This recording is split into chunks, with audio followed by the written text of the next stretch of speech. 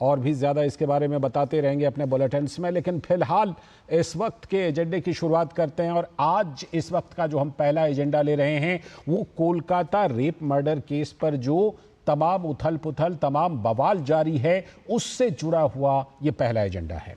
तो कोलकाता रेप कांड पर बवाल जारी है। पुलिस अधीक्षक सहित अस्पताल अधिकारी के निलंबन की मांग कर रही है भारतीय जनता पार्टी और साथ में प्रदर्शनकारी डॉक्टर। आज विधानसभा का इस पर विशेष सत्र, पश्चिम बंगाल विधानसभा का। और रेप के अभियुक्त को जो फांसी की सजा की मांग टीएमसी कर रही है, तो सवाल उठ रहा है कि इतनी जल्दबाजी क्यों है टीएमसी को?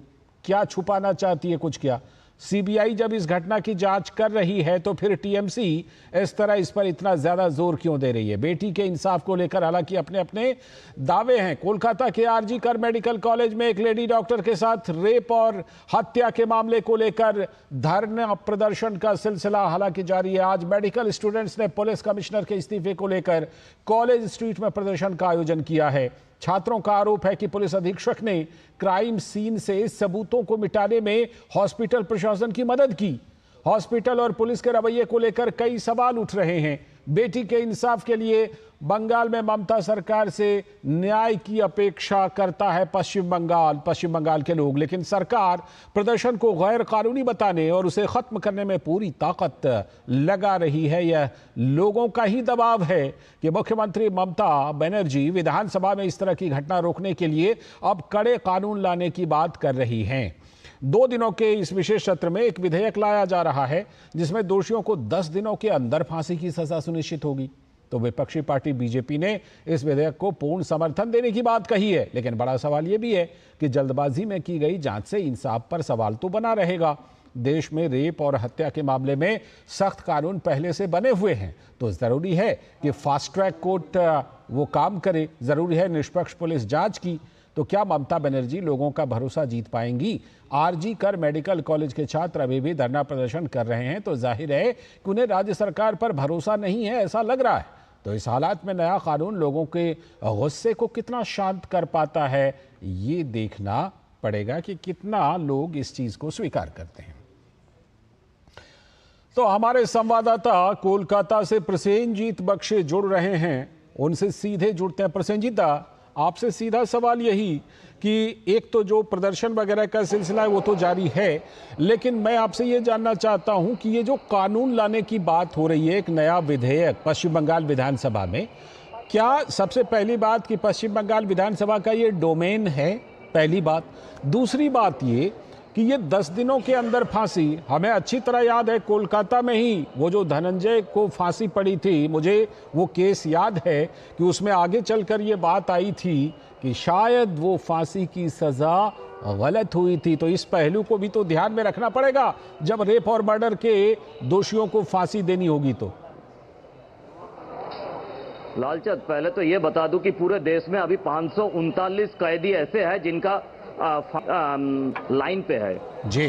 तो अगर इसमें किसी का फांसी का सजा हो जाता है तो 540। तो ममता का ये जो असेंबली का मजाक है, ये मजाक कल हम लोग देखेंगे कि ये 10 दिन में इसको फांसी का सजा, 10 दिन में, इसका कोई मतलब ही नहीं है। जिस तरह की स्थिति पूरे बंगाल में और पूरे देश में पैदा हो चुके हैं, किसी तरह से पिछले करीब 1 महीनों में ममता बनर्जी वहां से ध्यान हटा नहीं पा रही है और इसीलिए इस तरह की एक असेंबली को मजाक बनाने की स्थिति में है वो। क्योंकि ये जो कानून कल बनने जा रहा है, क्योंकि कानून बनने जा रहा है, पूरे जो मेजॉरिटी है तृणमूल कांग्रेस का है और बीजेपी भी समर्थन करने का ऐलान कर दिया है। बीजेपी को समर्थन करना ही है, क्योंकि अगर ममता बनर्जी 10 दिन में किसी को फांसी देना है तो बीजेपी क्यों अपराध अपने ऊपर ले? तो इसीलिए बीजेपी में भी निश्चय दे दिया कि हाँ ठीक है, आप 10 दिन में फांसी दिला दो। पहले तो आप 10 दिन में जो आरोपी है उसको पकड़ के तो देखो। आप लालचंद, मैं उस जगह पे मैं खड़ा हूं जहां पे थोड़ी देर में जो डॉक्टर है वो डॉक्टर पहुंचने वाले हैं जी। प्रॉब्लम ममता बनर्जी के ही है कि इस स्थिति से किसी तरह से पूरे बंगाल को निकाल नहीं पा रही है। इसीलिए देखिए जिस तरह से यहाँ पे बैरिकेड किया गया और दूर पे आप देख सकते हैं ये बीबी गांगुली स्ट्रीट है, सामने 700-800 मीटर दूरी पर लाल बाजार है जो कोलकाता पुलिस का हेडक्वार्टर है। आगे वहां पे और एक बैरिकेड है और तीसरा बैरिकेड है जो 10 फुट का बैरिकेड है। मतलब मेरा कहने का मतलब यह है कि डॉक्टर के सामने ममता बनर्जी का हालत ऐसा है और जो कानून बना रही है वो कानून 10 दिन में लोगों को फांसी के तक पर पहुंचाना है। ये मजाक की छोड़ के असेंबली को वैसे ही मजाक बना दिया है। ये एक पूरे देश में ये और एक मजाक है कि 10 दिन में फांसी।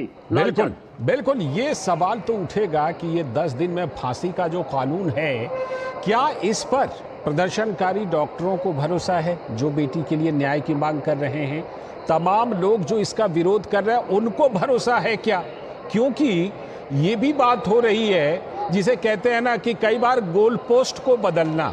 सवाल तो उठ रहे हैं कि ममता बनर्जी सरकार ने इस पूरे मामले में जांच कैसे किया, कोलकाता पुलिस ने कैसे जांच की, इस पर सवाल उठ रहे हैं, कई सवाल पूछे जा रहे हैं। कल तो अधीर रंजन बोलते ये भी बोल गए कि जो उनके माता पिता हैं डॉक्टर, महिला डॉक्टर जिनकी हत्या हुई है, उनको एक तरह से हाउस अरेस्ट कर दिया गया है ताकि बहुत सारी बातें निकल करके सामने ना आ पाए।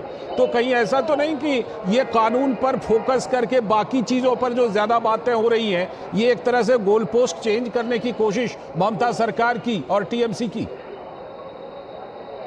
एकदम सही पकड़े है आपने। ये पहले मैं वो माता पिता की बात बताऊं, वो एक गली के अंदर उनका घर है और गली के सामने तृणमूल कांग्रेस के गुंडों ने वहां पे पहरादारी कर रहा है कि कौन सी मीडिया को अलाउ किया जाए, कौन आ रहा है उनसे मिलने, किसको अलाउ किया जाए, किसको नहीं अलाउ किया जाए। पुलिस का काम नहीं है, वो तृणमूल की जो पानीहाटी इलाका का लोकल गुंडे है वो इस तरह की काम कर रहा है और पहले दिन से ही कर रहा है। ये अधीर रंजन चौधरी कल बोले हैं, लेकिन ये पहले दिन से ये जारी है। समझना ये जरूरी हो गया है कि हर चीज को ममता बनर्जी मजाक बनाने की एक सिलसिले में लगा हुआ है।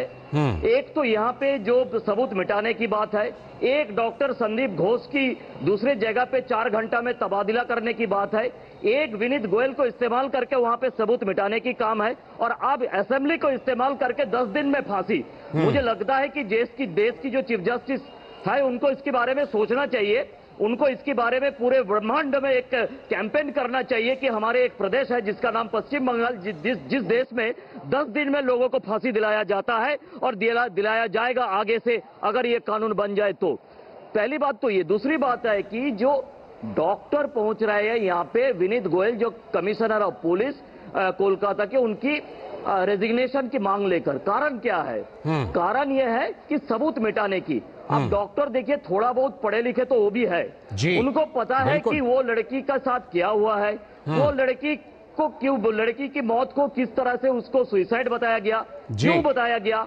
उसके बाद वीडियो बाहर आने लगे हैं, वीडियो से लोगों को पता चला कि क्राइम सीन में किस तरह के एक सर्कस पार्टी चल रहा था। तो ये सब कुछ सबको पता है। अब ये 10 दिन की जो बड़े ममता बनर्जी एक एक करके लोगों के मन में आक्रोश को और ज्यादा बढ़ाने की काम कर रही है और ये 10 दिन वाला मामला और ये और एक सिलसिला है जिसमें लोगों की आक्रोश इसकी तरह है कि आप 10 दिन में फांसी इस आक्रोश को ममता बनर्जी कहीं ना कहीं भांप रही हैं। इसीलिए उस आक्रोश के काउंटर में पहले ममता सड़क पर नजर आई और अब उसी का ये एक्सटेंशन माना जाए कि ये 10 दिन में फांसी की सजा दे देंगी। कहीं मुझे नहीं लगता आज तक कहीं पर भी ऐसा कानून होगा।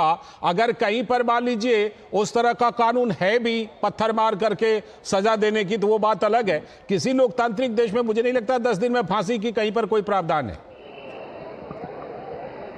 बिल्कुल, देखिए पहली बात तो है कि ऐसा हो ही नहीं सकता, ऐसा बिल्कुल नहीं हो सकता है। चाहे जितना भी कानून जितना भी जगह पे बना ले, ये कभी भी नहीं हो सकता, प्रैक्टिकली नहीं हो सकता। दूसरी बात यह है कि कल बंगाल की 3 प्राइवेट बांग्ला चैनल को तृणमूल कांग्रेस ने बॉयकॉट किया है। अब उसका अगर वो जो प्रेस रिलीज है, वो प्रेस रिलीज को देखे तो उसमें ममता बनर्जी का रुख अब बदल गया है। उन्होंने अभी फिर बंगाली सेंटीमेंट लाना शुरू कर दिया है कि ये सारे बांग्ला चैनल एंटी बंगाली है। जो चुनाव के पहले का जो था, ये सारे चैनल एंटी बंगाली है। ये सारे जो लोग यहाँ पे प्रदर्शन दिखा रहा है वो बंगाल के खिलाफ है। मतलब मैं प्रसन्नजीत बख्शी, मैं बंगाल को बदनाम कर रहा हूँ आज अभी ये लाइव प्रोग्राम के थ्रू। तो मतलब उनका पिछले 1 महीना में बदलते उन्होंने एंटी बंगाली थ्योरी पे आ गया है।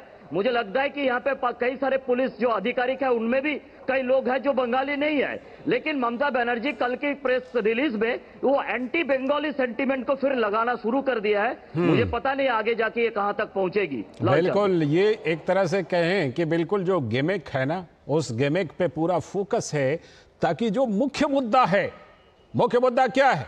मुख्य मुद्दा यह है कि तमाम तरह के ऐसे वीडियो आ रहे हैं जिससे यह लगता है कि जांच कोलकाता पुलिस ने किए थे या तमाशा, और इसके साथ अब जब सीबीआई जांच कर रही है तो सबको इंतजार करना चाहिए। उसमें इस तरह से 10 दिन में फांसी, तो ये करने की मुझे लगता है कि बिल्कुल आप सही कह रहे हैं कि ये ममता बनर्जी कहीं ना कहीं दबाव में महसूस तो दबाव कर रही हैं और उसी से उभरने की कोशिश है। बहुत बहुत शुक्रिया प्रसेनजीत दा जुड़ने के लिए इस खबर पर और चर्चा करने के लिए। तो पश्चिम बंगाल में जो है वो डॉक्टर बेटी के रेप मर्डर को लेकर के मामला बिल्कुल गर्म है और ममता बनर्जी इस तपिश को महसूस कर रही हैं और उसी को ठंडा करने की कोशिश में कभी सड़क पर तो कभी विधानसभा में 10 दिन में फांसी का कानून लाने जा रही हैं पश्चिम बंगाल के विधानसभा में, जो निश्चित तौर पर बहुत ही अव्यावहारिक कहा जा सकता है। तो ये तो पश्चिम बंगाल की बेटी के रेप और मर्डर की बात हुई, लेकिन बेटियों की बात दक्षिणी राज्य केरल में भी बड़ी जोर शोर से आई है और वहां पर कांग्रेस पार्टी के अंदर यह बात आई है। केरल कांग्रेस की महिला नेता ने पार्टी में कास्टिंग काउच का परंपरा का आरोप लगाया है कि बोला ये तो कांग्रेस में परंपरा है। तो पार्टी ने इस पर मामले पर एक्शन लेने के बजाय उस महिला नेता को ही एकदम बिल्कुल बाहर फेंक दिया, निकाल दिया बाहर। बीजेपी ने पूछा कि क्या पार्टी के अंदर लड़की हूं, लड़ सकती हूं, ये नहीं चलेगा क्या? ये नहीं है पार्टी के अंदर, कांग्रेस पार्टी के अंदर। आरोप पर विचार करने से पहले ही पार्टी ने महिला नेता को सजा दे दिया, भगा दिया। उधर केरल में हेमा कमेटी पर जो भूचाल है वो तो आप जानते ही हैं, वहां की फिल्म इंडस्ट्री को लेकर, मलयालम फिल्म इंडस्ट्री को लेकर 2019 की ये रिपोर्ट को सीपीएम सरकार पर अब जेपी नड्डा ने आरोप लगाया है कि सीपीएम सरकार इस रिपोर्ट को दबाकर किसको बचा रही है। केरल में महिला उत्पीड़न पर खामोशी, मलयालम फिल्म इंडस्ट्री में इन दिनों महिला उत्पीड़न को लेकर बहस जारी है। जस्टिस हेमा कमेटी की रिपोर्ट ने महिला कलाकारों के साथ हो रहे घृणित कृत्य को उजागर किया है, लेकिन इस बीच कांग्रेस के वरिष्ठ महिला नेता सिमी रोज बेल ने दावा किया है कि कास्टिंग काउच जैसी स्थिति तो पार्टी के अंदर भी है। कांग्रेस नेता सिमी को टीवी पर दिए गए इस इंटरव्यू के लिए पार्टी से बाहर निकाल दिया गया। केरल प्रदेश कांग्रेस कमेटी की ओर से कहा गया है कि एआईसीसी और पीसीसी सदस्य सिमी रोज को पार्टी की प्राथमिक सदस्यता से निष्कासित कर दिया गया है। तो बीजेपी के नेता शहजाद पूनावाला ने आरोप लगाया है कि एक सीनियर कांग्रेसी नेता सिमी ने पार्टी में कास्टिंग काउच सिस्टम का मुद्दा उठाया, लेकिन उन्हें तो घंटे भर में ही निष्कासित कर दिया गया। शहजाद का आरोप है कि प्रियंका गांधी कहती हैं कि लड़की हूं, लड़ सकती हूं, लेकिन लड़की को तो बिना सुने ही निकाल दिया। बीजेपी का आरोप है कि इससे पहले भी कई महिला नेत्रियों ने अपमानित करने, उत्पीड़न जैसी शिकायतें की हैं, लेकिन उन्हें भी पार्टी से बाहर का रास्ता दिखा दिया जाता है। तो बड़ा सवाल यह है कि क्या कांग्रेस पार्टी और नेता राज्य और घटना देखकर प्रतिक्रिया देते हैं? जहां सूट करता है वहां देते हैं, जहां सूट नहीं करता वहां नहीं देते हैं। पार्टी के अंदर आरोपी पर चुप्पी क्यों साध लेते हैं कांग्रेस के नेता? हेमा कमेटी की रिपोर्ट से तो केरल में सियासत और फिल्म इंडस्ट्री को बिल्कुल हेमा कमेटी की रिपोर्ट ने बेनकाब कर दिया है, ऐसा दिखाई पड़ रहा है हेमा कमेटी की रिपोर्ट से। तो बीजेपी के अध्यक्ष, राष्ट्रीय अध्यक्ष जेपी नड्डा ने पूछा है कि 2019 की ये रिपोर्ट है, अब तक क्यों दबाकर बैठे थे? नड्डा ने आरोप लगाया है कि हेमा कमेटी की रिपोर्ट में कम्युनिस्ट पार्टी के लोगों के शामिल होने की बात की गई है, इसीलिए तो इसे छिपाया जा रहा है। इस बीच केरल के पलक्कड़ में मीडिया से बात करते हुए बीजेपी के अध्यक्ष जेपी नड्डा ने हेमा कमेटी की रिपोर्ट का मुद्दा उठाया। उन्होंने पूछा कि रिपोर्ट के निष्कर्षों पर न्याय देने में देरी क्यों हो रही है। जस्टिस हेमा कमेटी की रिपोर्ट एक सबक है, इसे गंभीरता से लिया जाना चाहिए। महिला कलाकारों के उत्पीड़न आधुनिक समाज में क्रूर चेहरा प्रस्तुत करता है। कांग्रेस पार्टी अगर किसी महिला नेता के आरोप को बेसलेस यानी आधारहीन कहकर उसे दंडित करती है, तो फिर समाज में दूसरी घटना पर प्रतिक्रिया देने का नैतिक हक इस पार्टी को कैसे है? तो यह बड़ा सवाल है कि जब कांग्रेस पार्टी कहती है बेटियों का मुद्दा उठाती है, लड़की हूँ लड़ सकती हूँ प्रियंका गांधी कहती हैं, लेकिन वो ना अयोध्या में दिखाई पड़ती है, ना कन्नौज में दिखाई पड़ती है, ना संदेशखाली में दिखाई पड़ती है, ना कोलकाता में उस तरह से दिखाई पड़ती है। अगर अधीर दा को थोड़ी देर के लिए छोड़ दीजिए, अधीर रंजन दा को। लेकिन अब तो कांग्रेस पार्टी के अंदर ही केरल कांग्रेस में ये बात उठी है। इससे पहले आसाम का भी आपको याद होगा कि आसाम में भी कांग्रेस की एक महिला नेता ने इस तरह का आरोप लगाया था। फिलहाल शहजाद पूनावाला को मौका मिला हमला बोलने का, तो बोल दिया हमला। सुनिए। सिमी रोजबेल जॉन बताती है कि जो इंडस्ट्री में हो रहा था वही चीज़ कांग्रेस पार्टी में ऐसे ही कास्टिंग काउच है कि वहाँ के नेता महिलाओं का शोषण करते हैं, पद के बदले उनका शोषण किया जाता है, अब्यूज़ किया जाता है। और जब ये खुलासा उन्होंने किया तो पार्टी जो कहती है लड़की हूँ लड़ सकती हूँ, उनका साथ देने के बदले उनको सस्पेंड करके उनको पार्टी से ही निकाल दिया। मतलब लड़की तो लड़ना चाह रही थी, पर क्योंकि लड़के कांग्रेस से थे तो कांग्रेस पार्टी ने लड़कों का साथ दिया और लड़की को हटा दिया। यही प्रियंका वाड्रा जी का नारा है। ये प्रियंका वाड्रा जी बताए कि क्या वो सिमी रोजबेल जॉन का समर्थन करेंगी। और इस पर पूरे मामले पर कांग्रेस का क्या कहना है, कांग्रेस की प्रवक्ता सुप्रिया सुलेथ को सुनिए। मुझे नहीं लगता कांग्रेस में ऐसा कुछ भी है। अगर कोई ऐसी बात है तो कांग्रेस का नेतृत्व इसके लिए बहुत सजग है। कांग्रेस का नेतृत्व इस देश की सबसे सशक्त महिला इंदिरा जी ने किया है, इस देश की सबसे संवेदनशील महिला सोनिया जी ने किया है, इस देश की सबसे साहसी बेटी प्रियंका जी करती हैं। और मुझे नहीं लगता कि कांग्रेस में ऐसे लोगों के लिए कोई भी जगह है। मैं एक बात पूरी तरह से मानती हूं, अगर किसी की कोई शिकायत है तो उसको बिल्कुल सामने लाया जाए और हम पूरी कार्रवाई करेंगे। और केरल में बीजेपी के बड़े नेता राजीव चंद्रशेखर ने इस पूरे मामले पर क्या कहा है, ये देखते हैं। The Congress party, when a leader of the Congress party, a woman leader of the Congress party alleges harassment, alleges exploitation, they do not investigate it, they silence her and remove her from the party. This is the same Congress party where Priyanka Gandhi would say before an election, ladki hoon lad sakti hoon. This is the same Congress party where Rahul Gandhi will go to Jammu and Kashmir and say on January 30th of this year that women have talked about rape and harassment.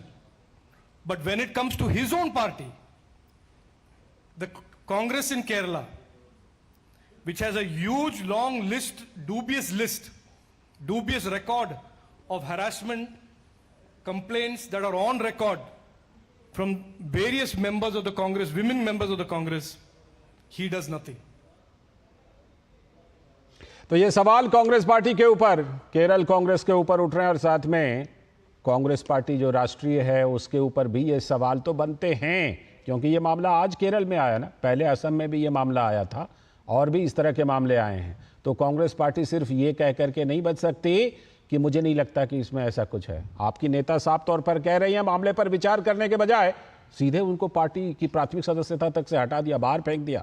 इसी पर आज खास चर्चा कर रहे हैं हम, हमारे साथ जुड़ रहे हैं धनंजय गिरी जी, भारतीय जनता पार्टी के प्रवक्ता, बहुत बहुत स्वागत धनंजय जी। विजय कौशिक जी, कांग्रेस के नेता, बहुत बहुत स्वागत विजय जी आपका भी। और स्टूडियो में हमारे साथ हमारे सलाहकार संपादक विनोद मिश्र जी हैं, उन्हीं से हम चर्चा को विस्तार देते हैं इस चर्चा को। विनोद जी, जैसा कि हमने देखा था कि असम में भी इस तरह का मामला आया था, असम की एक महिला नेता ने यह आरोप लगाया था। अब केरल से यह विस्फोट हुआ है। क्या ये विस्फोट जो है ये इतना बड़ा विस्फोट है कि घंटा भी नहीं लगने दिया, 1 घंटा भी नहीं लगने दिया और बाहर फेंक दिया कांग्रेस ने महिला नेता को, वरिष्ठ महिला नेता को? लाल जी, अगर मैं आपकी ही रिपोर्ट से आऊं तो सबसे इम्पोर्टेंट जो है ये चीज़ सुनने का कि अभी मैंने देखा कि सुप्रिया सुलेथ जो अपना बयान दे रही थी जी, उसमें उन्होंने कहा कि कांग्रेस को ये बताने की ज़रूरत नहीं है, क्योंकि कांग्रेस में सबसे साहसी महिला का नाम उन्होंने इंदिरा जी का लिया, बाद में सोनिया जी का लिया और इसके बाद प्रियंका जी का लिया। तो कांग्रेस के ये 3 महिला का नाम लेके वो सारी महिलाएं जो कांग्रेस में कार्यकर्ता है या छोटे पद पे या बड़े पद पे हैं, उनके लिए वो महिलाओं का उसमें योगदान कुछ भी नहीं है। अगर सीमा रोजबेल जो अपने जिंदगी के कम से कम 20 से 25 साल कांग्रेस को दिया है जी, और उसने जब ये चर्चा हेमा कमेटी की रिपोर्ट पे हो रही थी तो उस संदर्भ में उन्होंने कहा कि ये कास्टिंग काउच का मामला तो पार्टी के, हमारी पार्टी में भी एक परंपरा बन गई है, पार्टी को कायदे से, कांग्रेस पार्टी को इसकी जांच करनी चाहिए। और हुआ उल्टा कि उनके इस टेलीविजन पे इंटरव्यू देने के साथ ही उनको आनन फानन में प्राथमिक सदस्यता से भी बेदखल कर दिया गया। बिल्कुल, मतलब उनका उसके एक बयान पे कि ये कास्टिंग काउच के बारे में उन्होंने कहा तो कांग्रेस पार्टी को सीरियसली इसकी जांच करनी चाहिए, या उसमें बयान आता कि हमने इसको एक बड़ा आरोप मानते हैं और इसकी हम जांच के लिए कमेटी बनाते हैं। तो क्या कांग्रेस पार्टी के लिए शीर्ष नेतृत्व में सिर्फ ये 3 चेहरे हैं, बाकी महिलाओं का उनके लिए कोई योगदान नहीं है, या बाकी महिलाओं के लिए उनके लिए कोई मतलब नहीं है? जो आप असम की बात कर रही थी, ऐसे कई प्रवक्ताओं को हमने इस दौर में देखा है जो रोते हुए वहां से कांग्रेस पार्टी को छोड़ा है कि इस पार्टी में कोई सम्मान नहीं है। तो महिलाओं को लेके आचरण जो है, अगर आप पार्टी के अंदर और पार्टी के नेता अगर महिलाओं के लिए अपने आचरण को नहीं दिखाएंगे तो शायद उनका नैतिक हक नहीं बनता। जब वो कहेंगे कि बेटी हूं, बेटी लड़की हूं, लड़ सकती हूं, तो शायद उनका कोई एक नैतिक हक नहीं बन पाता। ठीक है विजय जी, आज इतने सालों बाद अब नैना साहनी की बात नहीं करूंगा, ठीक है, नैना साहनी की बात को छोड़ देते हैं। आज बात कर रहा हूं कि प्रियंका गांधी जी ने जिस लड़की के बारे में पोस्टर गर्ल बना के बोला था कि लड़की हूं, लड़ सकती हूं, उसने बाद में क्या कहा वो हम सब जानते हैं। आसाम में महिला कांग्रेस नेता ने क्या आरोप लगाया वो भी हम सब जानते हैं। अब केरल में ये आरोप लग रहे हैं, मामले पर विजय जी विचार तो होना चाहिए। 1 घंटा नहीं लगने दिया, बाहर उठाकर फेंक दिया उनको। देखिए, विचार तो भाजपा को करना चाहिए कि वो इस मामले को कैसे कैच कर सकती है, तुरंत मुकदमा दर्ज करना चाहिए, और कांग्रेस नेताओं की इस मामले में अगर जिन्होंने गलत किया है उनकी गिरफ्तारियां होनी चाहिए। इसमें परेशानी क्या है, पहली बात।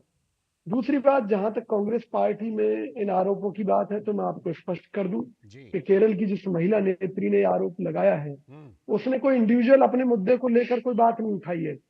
उसने ठीक उसी तरह से जैसे अभी पिछले दिनों भाजपा की सांसद कंगना रनौत ने कहा था कि भी किसानों के आंदोलन में बलात्कार हो रहे थे। अरे भाई, आपके पास कोई सबूत है तो दिखाइए। तो खबरें आई तो थी, किसानों के प्रदर्शन वाले स्थल पर बलात्कार हुए थे। बंगाल की वो एक बेटी थी, उसकी खबर तो आई थी, मीडिया में उसकी बहुत सारी खबरें आई थी, गिरफ्तारी भी हुई थी। सुनिए, किसी एक घटना को लेकर ये कहना, ये बात हुई। आप ये कहिए कि एक घटना हुई थी, आप ये कहिए कि एक घटना हुई थी, ठीक है। अगर हमारी इस महिला नेत्री के साथ कुछ गलत हुआ था तो वो बात इन्हें रखनी चाहिए थी। उन्होंने तो ऐसे ही हवा में बात उड़ा दी कि जी ये तो कांग्रेस में परंपरा बन गई है। अरे भाई, कैसे परंपरा बन गई है, कोई सबूत दिखाइए। तो आप ही की तो नेता थी, वो कोई विपक्षी नेता ने थोड़े ना बोला, बीजेपी की नेता थोड़ी थी, आप ही की नेता अगर बोल रहे। देखिए विजय जी, मैं ये कह रहा हूं कि आप उनकी बातों को इतने हल्के में मत लीजिए। अगर उन्होंने, एक महिला नेता ने इस बात को अगर इस तरह से खुल करके रखा है तो मैं ये कह सकता हूं कि उनका कोई निजी तजुर्बा भी हो सकता है, उनकी किसी महिला साथी ने उनसे अपनी बात शेयर भी की होगी उस आधार पर। वो तो रोजवेल जी बताएंगे कि उन्होंने ये बात कैसे कही, लेकिन उनको सुनते तो सही, आपने तो उनको मौका ही नहीं दिया, प्राथमिक सदस्यता से बाहर कर दिया।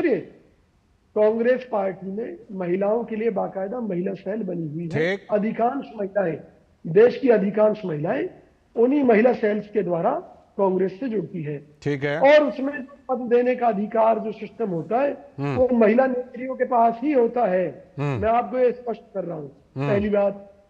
दूसरी बात यह है, अगर कोई महिला खुद ही जीवन की दौड़ में आगे बढ़ने के लिए, भाजपा में ऐसी बहुत सी नेत्रियों के ऊपर उंगली उठती है, इसी तरीके से कांग्रेस में भी कुछ महिलाएं हो सकती हैं, मैं नहीं कह सकता कि भी जिनके ऊपर आरोप है कि सीधे बोल दीजिए ना कि रोजवेल जी किसी दूसरी पार्टी के एजेंट बन गई हैं, सीधे बोल दीजिए आप।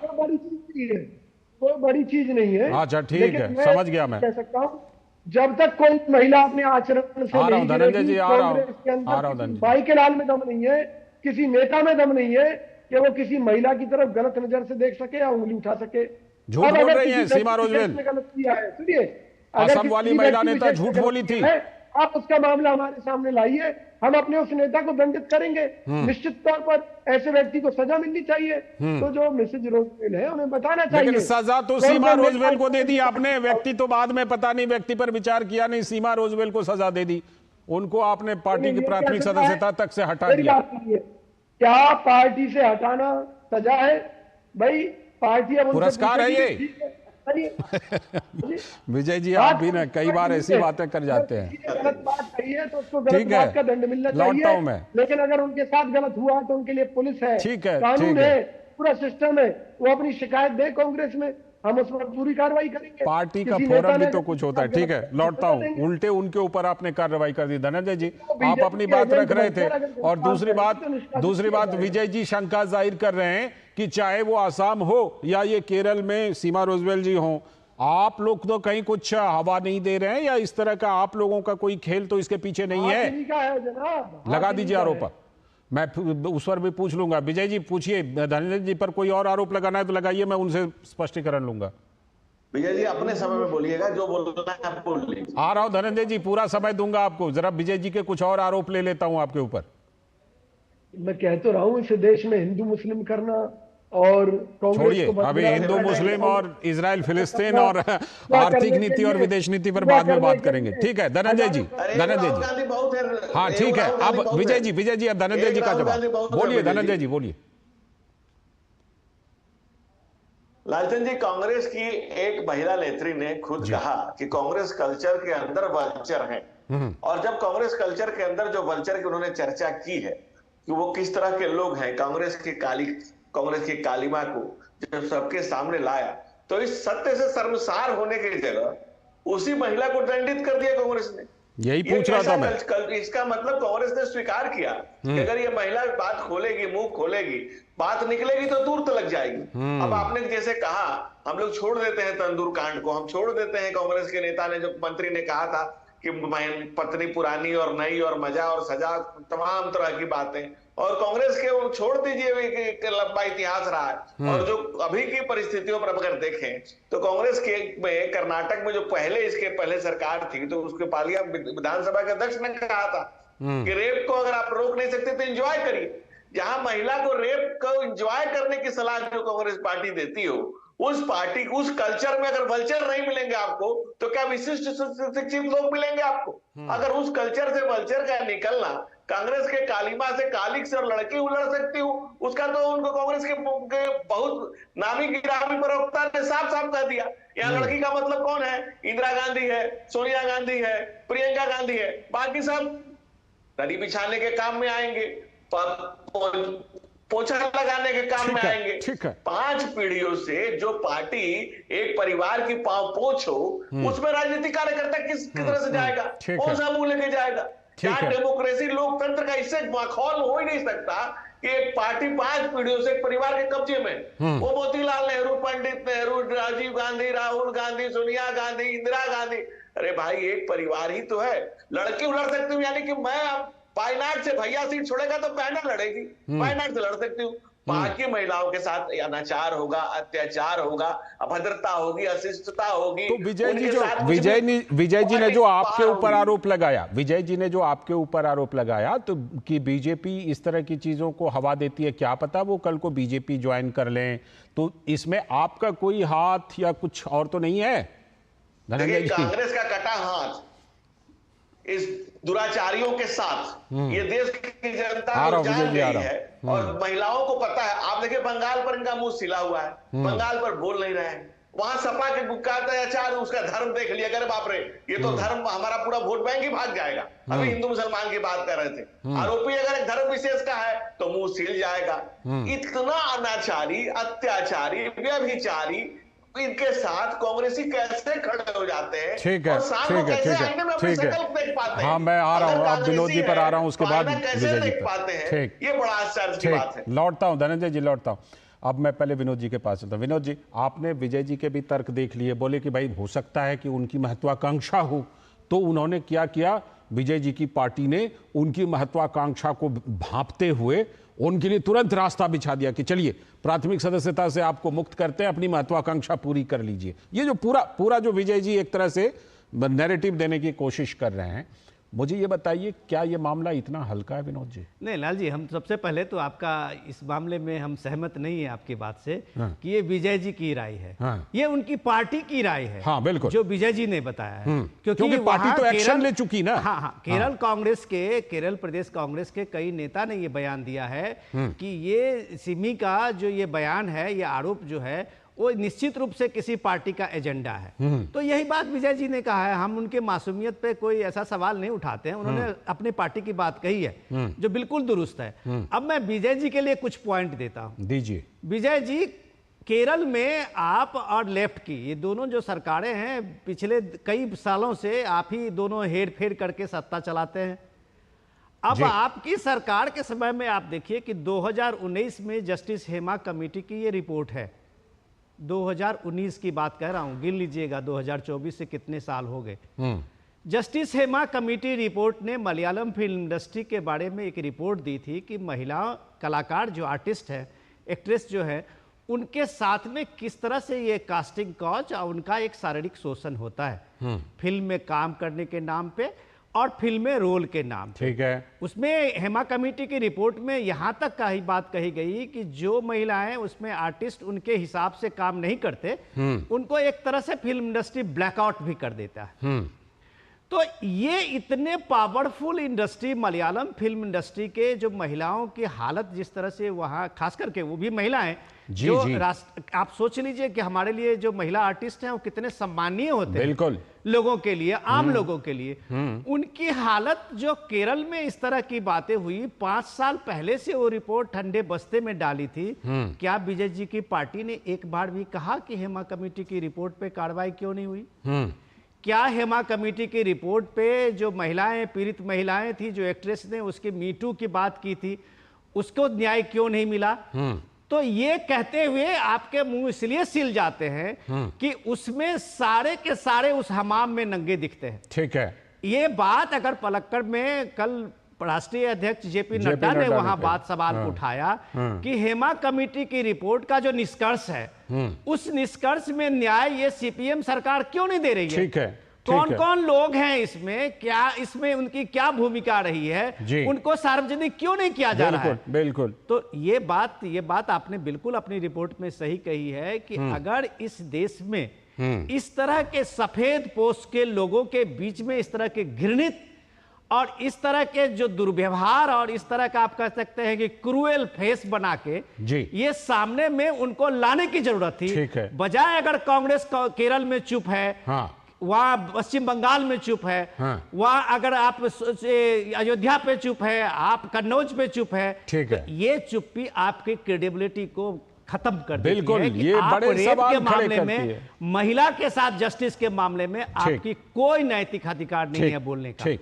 बड़े सवाल ये खड़े करती। विजय जी क्या दिक्कत है? मैं वहां कम से कम पश्चिम बंगाल में अधीर रंजन दादा की कई बार आवाज सुनाई पड़ जाती है। केरल में क्या दिक्कत यह है कि वहां विपक्षी पार्टी का राज्य में धर्म निभाएं, कि जो दिल्ली में सहयोग है सीपीएम के साथ उसको निभाएं? इसीलिए 5 साल तक आपने जो विपक्षी पार्टी के तौर पर, प्रमुख विपक्षी पार्टी के तौर पर, केरल में आपका ये कर्तव्य बनता था कि आप जस्टिस हेमा कमेटी की रिपोर्ट की मांग करते, उसको सार्वजनिक करने की। आपको आपकी इस दुविधा ने आपको वहां करने नहीं दिया, और अधीर रंजन दादा की तरह वहां कोई कांग्रेस के नेता भी नहीं है जो आवाज उठाएं।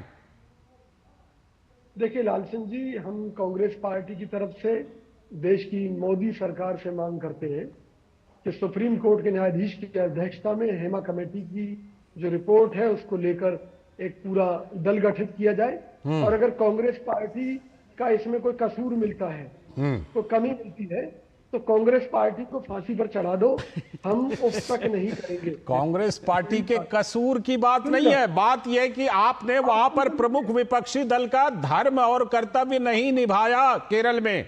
सुनिए ना, निश्चित तौर पर हमने विपक्ष का अपना हर धर्म निभाया है। वहां पर कहां निभाया? 2019 देखिए 5 साल हो गए। सुन तो लीजिए, किसी रिपोर्ट विशेष को लेकर मैं आपको स्पष्ट नहीं बता सकता कि हमारे नेताओं को इस बारे में कितनी जानकारी थी, कितनी नहीं थी, क्या इसको लेकर पार्टी की एक भूमिका तय हुई थी, क्या नहीं हुई थी। लेकिन मैं इतना कह सकता हूं कि कई बार हो सकता है कि कोई मुद्दा हमसे छूट गया हो, हम इसके लिए जनता से माफी मांगते हैं।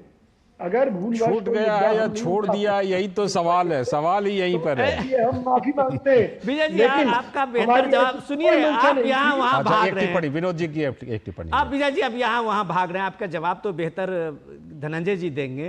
एक सवाल ये है कि ये देश देख रहा है आपकी करतूतों को। हाथरस कांड में प्रियंका गांधी, राहुल गांधी सारे मीडिया को लेके नोएडा का सीमा बंद था, उसको तोड़ते हुए ऐसे माहौल बनाए हुए रखते थे, ऐसे लगा कि शायद बेटी के न्याय के लिए एक सबसे बड़ा चैंपियन शब्द मैं दोहरा देता हूं, दुनिया की कोई ताकत नहीं रोक सकती। ये और वो इसलिए था कि वहां जो आरोप लगा था जिस बच्चे पे, जिस बंदे पे, वो ठाकुर समुदाय से था, जाति का था, और आपको ये सूट किया था क्योंकि आपको लगा कि ये दलित वर्सेस ठाकुर हो सकता है। बाद में कोर्ट से उसको जमानत भी मिल गई। आप उसी के साथ में आप ये देखिए कि आपको कन्नौज में देखिए, वहां फिर आपने जाति ढूंढ लिया, अयोध्या में देखिए आपने वहां संप्रदाय ढूंढ लिया। अरे भैया एक डॉक्टर है, उसकी भी कोई जात है केरल में, वो पश्चिम बंगाल में, उसकी भी जाति ढूंढ लो। तो ये जब आप चश्मा लेके जाति, विजय जी आ रहा हूं, पूरा जवाब लूंगा, पूरा जवाब उल्टा बात सब कह रहे हैं, सीधी बात में करिए और बाकी जवाब आपको धनंजय जी देंगे। ठीक है विजय जी, आप पहले काउंटर कर लीजिए, फिर धनंजय जी के पास। देखिए मेरा जवाब यह है कि कांग्रेस पार्टी जाति देखकर किसी के लिए न्याय की आवाज नहीं उठाती। हम कोई भी व्यक्ति हो, स्त्री हो, महिला हो, जहां हमें लगता है कि ताकतवर लोग किसी परिवार पर जुल्म कर कर उसे न्याय देने में कितनी अच्छी बात कर रहे हैं आप। मौजूदा जो सत्ता पक्ष है, बहुत अच्छी बात कर रहे हैं विजय जी, बहुत अच्छी वाली।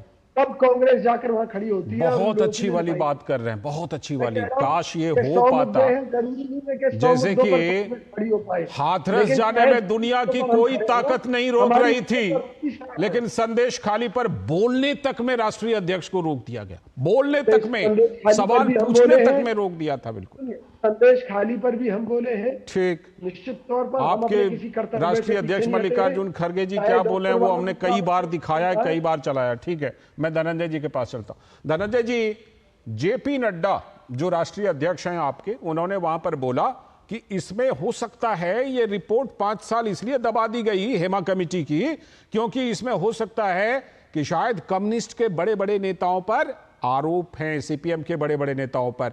ये सिर्फ शंका है या ये आरोप लगाने का कुछ आधार भी है? धनंजय जी। लालचंद जी, कांग्रेस से कितने पाप गिनाए और कितने काले कारनामे बताए हम। और दूसरी बात जो कह रहे हैं, अगर उसमें सब कुछ ठीक था तो 5 साल उसको दबा करके क्यों रखा गया? कांग्रेस को ये सब चीजें सूट करती हैं, दबा करके रखना, हर चीजों को दबा के रखना चाहती है, लेकिन सच 7 परतों के भीतर से भी बाहर आ ही जाता है। अभी जैसे विजय जी कह रहे थे कि हम लोग जाति नहीं देखते हैं, राहुल गांधी हर किसी से जाति ही उसके पूछते हैं, जिससे भी मिलते हैं उसकी जाति ही पूछते हैं, और विजय जी कहते हैं कि जाति नहीं पूछते हैं। कौन जात हो भाई, तुम्हारा मालिक कौन, तुम्हारा चैनल का कौन, तुम्हारा सिपाही का जाति कौन, और आप उनसे पूछ दीजिए कि आपकी जाति क्या है तो तुरंत शर्मा जाते हैं, क्योंकि जवाब तो कोई इसके पास है नहीं। लेकिन विषय वो नहीं है, विषय है कि कांग्रेस के पास आपने कहा कि धर्म, कांग्रेस के पास ना धर्म बचा है, ना कोई लाज और शर्म बची है। आप देखिए, जब आप संदेश खाली पर नहीं बोलते, एक बंगाल में एक महिला, एक लेडी डॉक्टर कोई भाजपा कार्यकर्ता थोड़ी है, वो समाज को बचाने के लिए दिन रात लगी हुई है। आज का बंगाल उबल रहा है। बंगाल में जो बवाल है, ममता जिस निर्ममता से वहां शासन कर रही है और जिस क्रूरता की कहानी कह रही है, मां और मनुष्यता को माटी में मिला रही है, उन तमाम चीजों के बीच में कांग्रेस भी चुप है।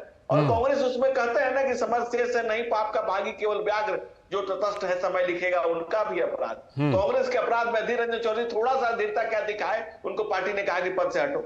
ये कांग्रेस ने यहाँ पर अपनी स्थिति को स्पष्ट किया। बिल्कुल, यहाँ बलात्कारी हो, अपराधी हो, घृणित कार्य करने वाला हो, चाहे पर कितने भी आरोप लगे, कांग्रेस सत्ता के लिए कुछ भी करेगी। ये कांग्रेस का 5 पीढ़ियों से चला रहा फॉर्मूला आज भी इस देश की जनता देख रही है। 5 साल से वहां की रिपोर्ट दबा करके बैठे हैं। आप तमाम लोगों पर कांग्रेस के कितने, मैं नहीं कह रहा हूं, ये कांग्रेस की नेत्री बहन का कहना है कि कांग्रेस कल्चर के अंदर कितने वल्चर हैं, ये उस रिपोर्ट में है और इस रिपोर्ट में नहीं है। वो रेगुलर कास्टिंग काउच कांग्रेस में जो चल रहा है, और आपने सुना भी जरूरी नहीं समझा। ठीक आपने सुनना भी जरूरी। सत्ता का ये धृतराष्ट्र और गांधारी का कैरेक्टर है कि एक सेकंड नहीं लगा, जैसे उसने सच कहा उसको निकाल बाहर किया। कम से कम उसको सुन तो लेते। ठीक है, मैं लौटता हूं। तो कहते किस पर आरोप है बताओ जी। लौटता हूं आप तीनों के पास, लौट करके इस चर्चा को थोड़ा और बढ़ाऊंगा। एक थोड़ा सा ब्रेक ले लेते हैं, उसके बाद लौट करके फिर इस चर्चा को जारी रखेंगे।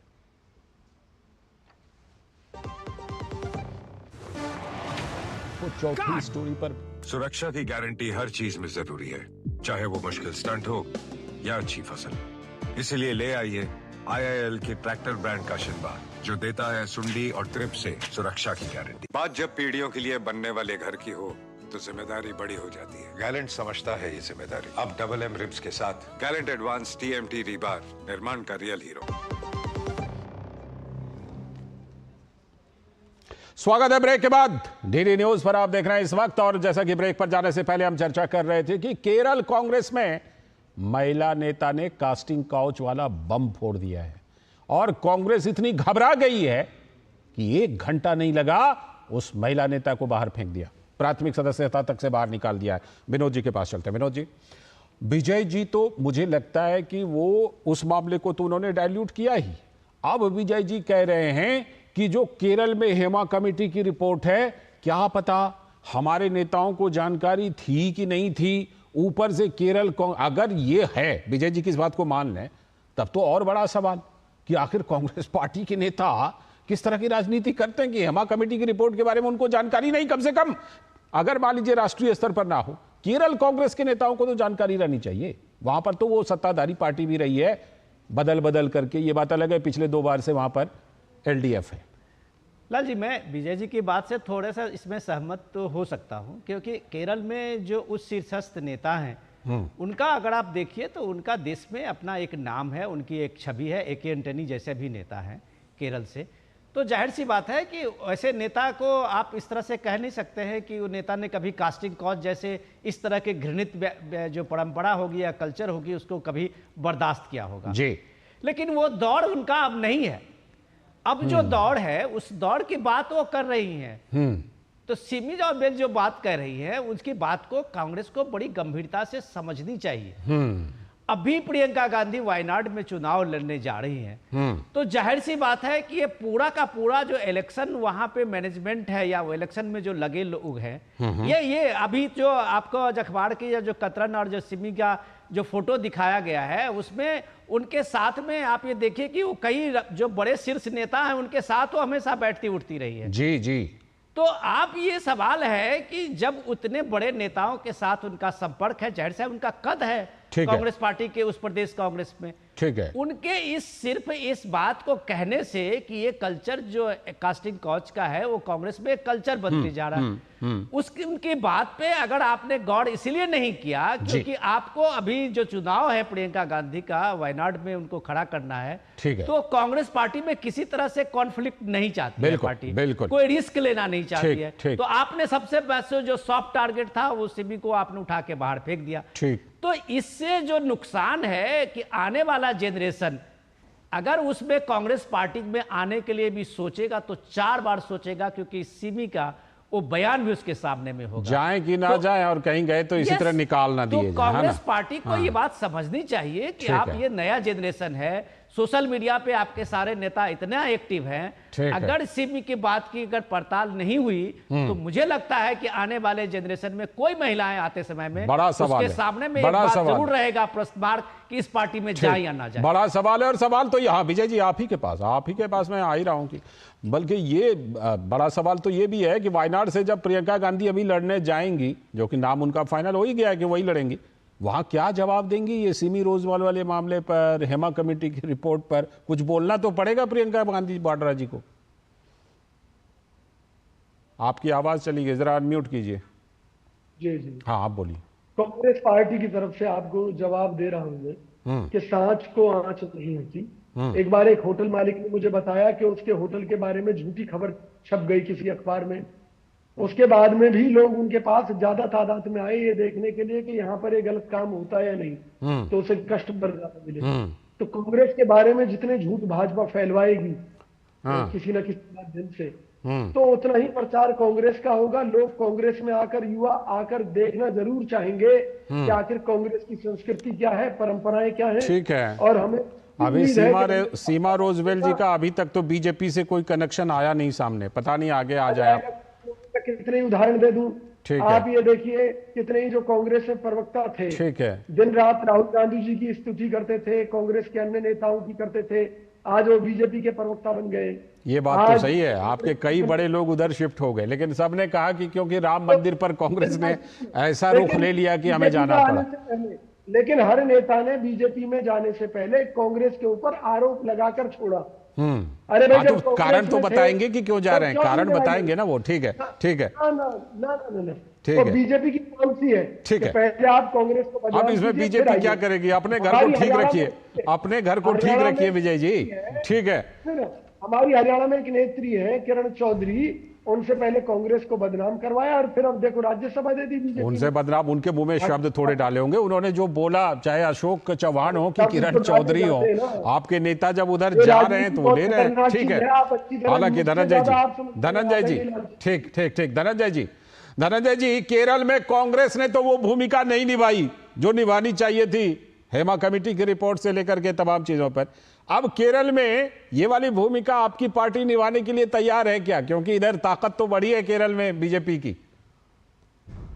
देखिए, हमारा तो स्पष्ट है कि चंदन है इस देश की माटी, तपोभूमि हर गांव है, हर बाला देवी की प्रतिमा, बच्चा बच्चा राम है। नारी के सम्मान के लिए जिस देश में, जिस भारत में महाभारत हुआ, उस विराट संस्कृति को लेकर के हम लोग चल रहे हैं। हम लोग ये नहीं कह सकते कि होटल पर आरोप लगा तो और लोग देखने चले आए, यानी कि एक महिला ने आरोप लगाया तो और महिलाएं देखने आए कि हमारे साथ ऐसा होता है कि नहीं। ऐसी ओछी मानसिकता जब रखने वाले लोग होंगे, ऐसे कांग्रेस में ऐसे तरह के लोग होंगे जो कांग्रेस अपनी कालीमा को, अपनी कालिक को कितना भी छिपाए, पूरे कायनात को पता है कि कांग्रेस में क्या क्या हो रहा है, किस तरह के दुर्व्यवहार हो रहे हैं, किस तरह के अनाचार, अत्याचार, दुराचार और दुराचारी से बड़ी बात है उसको सह दे, उसको उस पर जिसने आरोप लगाया उसी को बाहर कर दे। ये साबित करता है इस बात को, ये इस बात की तस्दीक करता है, इस बात की गारंटी करता है कि आपको पता है कि अगर ये महिला यहाँ रह करके बोलेगी तो अभी कितने कई बड़े सवाल हैं, कांग्रेसियों के कपड़े उतर जाएंगे। कई बड़े सवाल। कांग्रेस ने उससे किनारे, कांग्रेस ने उससे किनारा फिलहाल इस चर्चा में इतना ही, रोकना पड़ेगा यहाँ क्योंकि हमें एक जरूरी लाइव के लिए जाना है। बहुत बहुत शुक्रिया धनंजय जी, विजय जी और साथ में विनोद जी, आपका भी बहुत बहुत शुक्रिया। लेकिन विनोद जी अभी आप रहिएगा, हो सकता है आपसे एक और बड़ी खबर पर हम चर्चा करेंगे। फिलहाल सीधे लिए चलते हैं। राष्ट्रपति द्रौपदी मुर्मू इस समय कोल्हापुर में Shri Warna women cooperative group के एक सम्मेलन को संबोधित करें। सीधे चलते हैं। समाज में निहित शक्ति का सदुपयोग करने का उत्तम माध्यम है। इसके सिद्धांतों संविधान के परिकल्पना न्याय, एकता और भाईचारे की भावना के अनुरूप है। जब अलग अलग वर्ग और विचार के लोग सहकार के लिए एकजुट होते हैं तो उन्हें सामाजिक विविधता का लाभ मिलता है। निजी उद्यम और व्यापार ने देश के आर्थिक विकास में महत्वपूर्ण भूमिका निभाई है, लेकिन सहकारिता का योगदान देश के विकास में अतुलनीय है। अमूल और लिज्जत पापड़ जैसी घर घर में जाने वाले ब्रांड सहकारिता की ही देन है।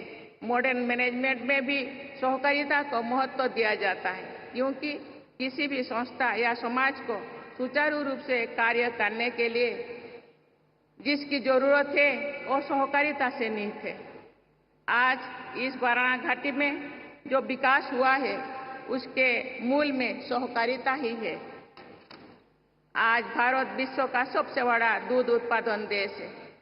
इस सफलता में सहकारी समूह का महत्वपूर्ण योगदान है। प्रायः सभी राज्यों में दुग्ध उत्पादन प्रमुख रूप से सहकारी संस्थाओं द्वारा उत्पादित और वितरित किए जाते हैं। आपका वारणा दूध इसका एक उदाहरण है। केवल दूध ही नहीं, उर्वरक, कपास, हैंडलूम, हाउसिंग, खाद्य तेल यानी जैसे क्षेत्र में सहकारी संस्थाएं अपनी महत्वपूर्ण भूमिका निभा रही है। इफ्को भारत ही नहीं विश्व के अग्रणी सहकारी संस्थाओं में से एक है। सहकारी संस्थाएं न गरीबी दूर करने हैं, खाद्य सुरक्षा और प्राकृतिक संसाधनों के प्रबंधन में अहम भूमिका निभाए हैं। लेकिन इस तेजी से बदलते हुए समय में सहकारी संस्थाओं को भी अपने आप को बदलने की आवश्यकता है। उन्हें अधिक से अधिक टेक्नोलॉजी का उपयोग करना चाहिए। साथ ही मैनेजमेंट को प्रोफेशनल बनाना चाहिए। देवियों और स्वजनों, आज हमारे देश में 8.5 लाख से अधिक सहकारी संस्थाएं काम कर रही है। महाराष्ट्र और गुजरात में तो सहकारिता की जड़ें बहुत ही मजबूत है, लेकिन सहकारिता की पूरी क्षमता का अभी भी उपयोग नहीं हुआ है। कई सहकारी संस्थाएं पूंजी और संसाधन की कमी, गवर्नेंस और मैनेजमेंट तथा कम भागीदारी जैसे संस्थाओं से जुड़ी रही है। मेरा मानना है कि अधिक से अधिक युवाओं को सहकारिता से जोड़ना इस दिशा में महत्वपूर्ण हो सकता है। युवा गवर्नेंस और मैनेजमेंट में टेक्नोलॉजी का समावेशन कर उन संस्थाओं का कायाकल्प कर सकते हैं। सहकारी संस्थाओं को नई नई क्षेत्रों जैसे organic farming, storage capacity building, eco tourism में भी आगे आने का प्रयास करना चाहिए। भारत सरकार का मानना है कि देश में सहकार से समृद्धि आएगी। सहकारी आंदोलन को मजबूत करने के लिए वर्ष 2021 में सहकारिता मंत्रालय का गठन किया गया है। इस वर्ष के बजट में भी सहकारिता क्षेत्र के सुव्यवस्थित और सर्वांगीण विकास के लिए नेशनल कोऑपरेशन पॉलिसी लाने का प्रयास रखा गया है। प्राथमिक से लेकर शीर्ष स्तर की सहकारी समितियों ने सहकारी आंदोलन को सशक्त और मजबूत करने के लिए और भी अनेक प्रयास किए जा रहे हैं। विभिन्न योजनाओं के तहत सहकारी संस्थाओं को वित्तीय, तकनीकी और प्रशिक्षण संबंधी सहायता दी जा रही है। सभी संस्थानों को इन योजनाओं का अधिक से अधिक लाभ लेना चाहिए। किसी भी उद्योग का आम लोगों से जुड़ाव उसकी सफलता का असली राज होता है। लोकतांत्रिक व्यवस्था और पारदर्शिता सहकारिता की सफलता के लिए महत्वपूर्ण है। सहकारी संस्थाओं ने उनके सदस्यों का हित सर्वोपरि होना चाहिए। ये सदैव ध्यान रखना चाहिए कि कोई भी सहकारी संस्था किसी के व्यक्तिगत हित और लाभ कमाने का साधन बनकर न रह जाए, नहीं तो कोऑपरेटिव का उद्देश्य ही समाप्त हो जाएगा। कोऑपरेटिव में रियल कोऑपरेशन होना चाहिए, किसी की मोनोपोली नहीं।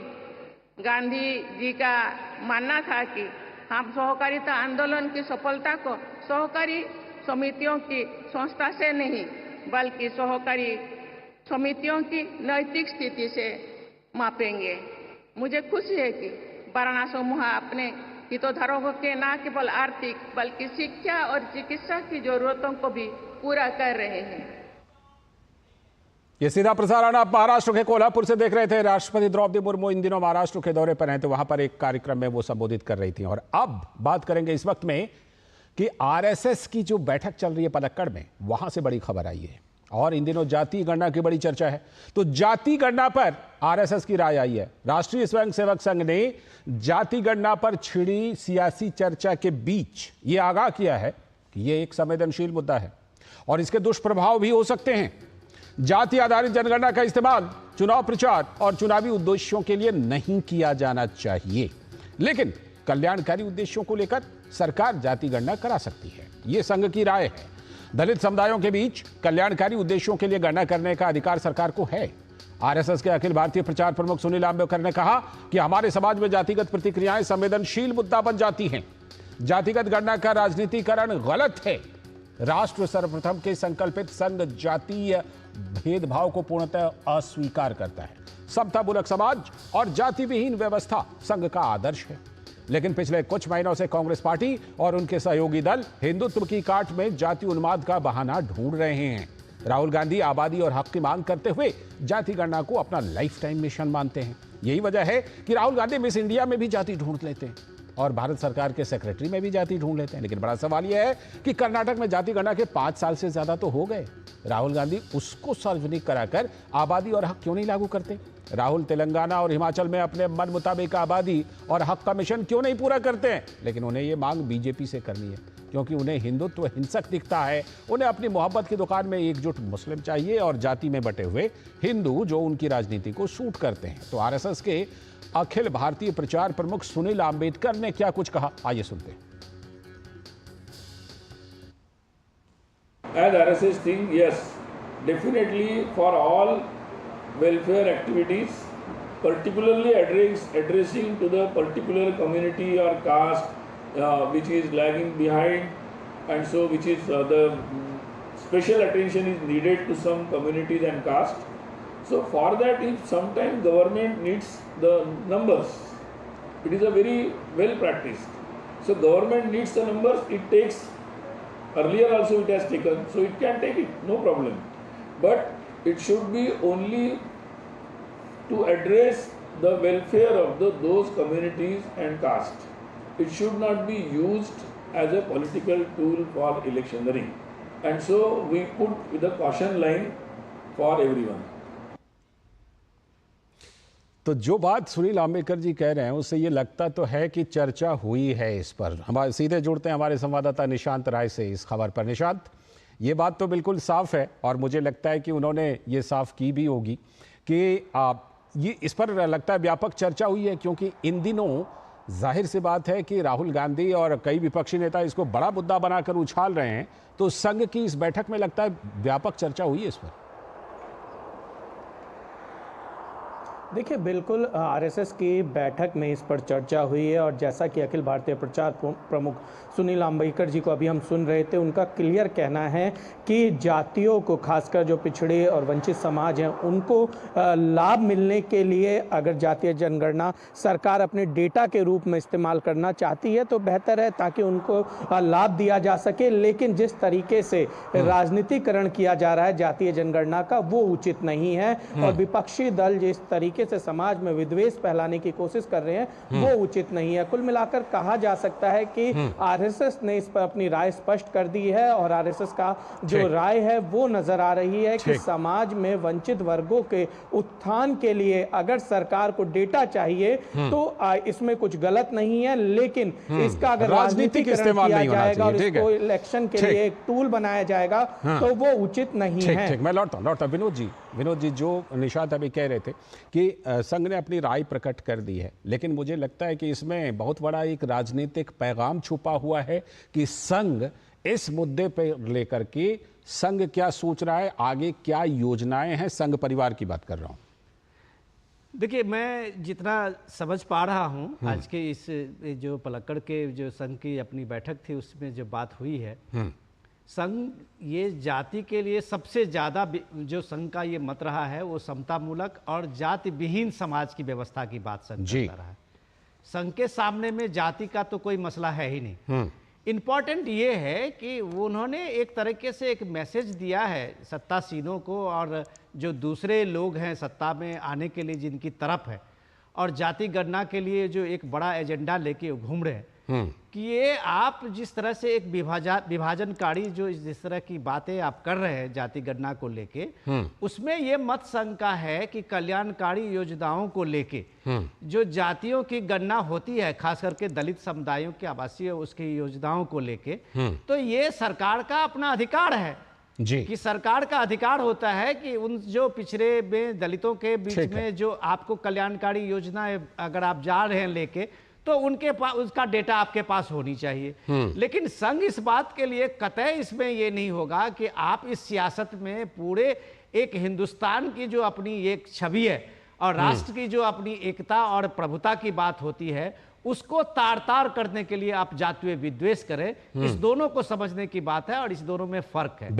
बिल्कुल ये फर्क है और संघ ने वो फर्क दिखाया है और मुझे लगता है कि आगे चल करके जो काम होगा वो इसी पर होगा, क्योंकि इस मुद्दे को विपक्षी दल बड़ी जोर शोर से उछाल रहे हैं। फिलहाल शुक्रिया निशांत जुड़ने के लिए आपका, और विनोद जी आप अभी हमारे साथ बने रहिएगा क्योंकि एक और बड़ी खबर, एक बड़े एजेंडे पर आज हम बात करने वाले हैं और वो बड़ा एजेंडा ये है कि क्या नामों को लेकर के कलाकारी वाला एजेंडा चलाया जाता है। ये सवाल हम क्यों पूछ रहे हैं, क्योंकि इन दिनों नेटफ्लिक्स की एक जो वेब सीरीज है वो बड़ी चर्चा में है। आपको याद होगा कांधार कांड, IC-814, जिसमें कि जो एयर इंडिया के विमान का अपहरण हुआ था उसी से जुड़ी बात है।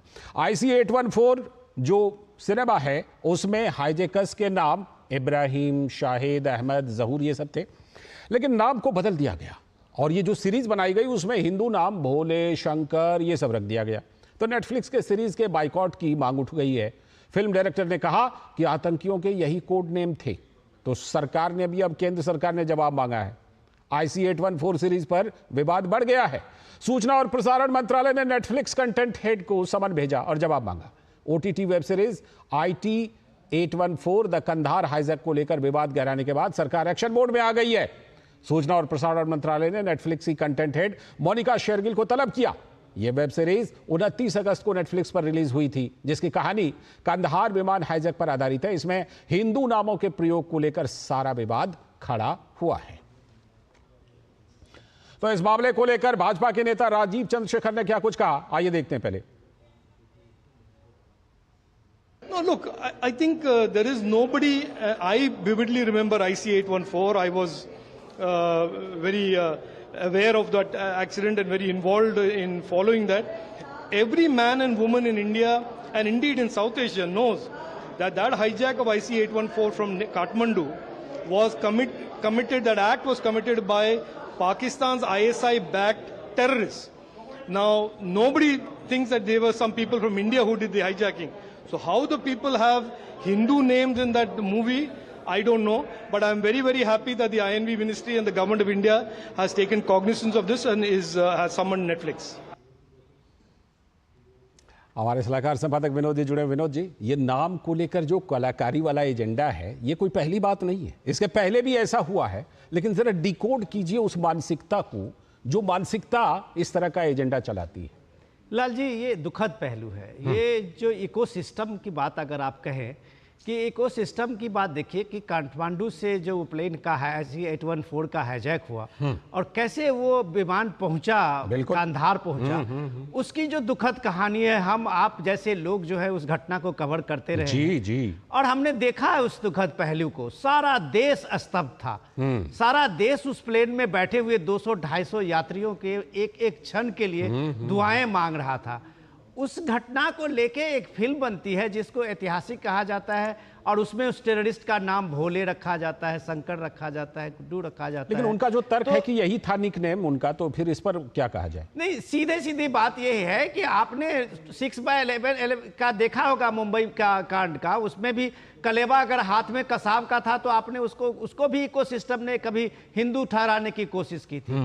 ये कोड नाम उसका हो सकता है, लेकिन एक टेररिस्ट का नाम भोले तो नहीं हो सकता, टेररिस्ट का नाम शंकर तो नहीं हो सकता। तो ये जो आप कह सकते हैं इकोसिस्टम का ये खेल है। यही सवाल पूछते हुए जो राजीव चंद्रशेखर कह रहे हैं और या बाकी और जो लोग कह रहे हैं कि भाई आप जो नए जनरेशन के लोग हैं उनको क्या मैसेज दे रहे हैं कि IC-814 का जो काठमांडू से हाईजैक हुआ था किसी भोले ने किया था, क्या शंकर ने किया था, क्या पाकिस्तानी आतंकवादी का उसमें कोई हाथ नहीं था। आप सबको क्लीन चिट दे रहे हैं इस तरह से, जैसे लश्कर-ए-तोयबा और जैसे मोहम्मद सामने में आके ये कह रहा हो कि हमने नहीं किया, ये इसने भोले ने किया था।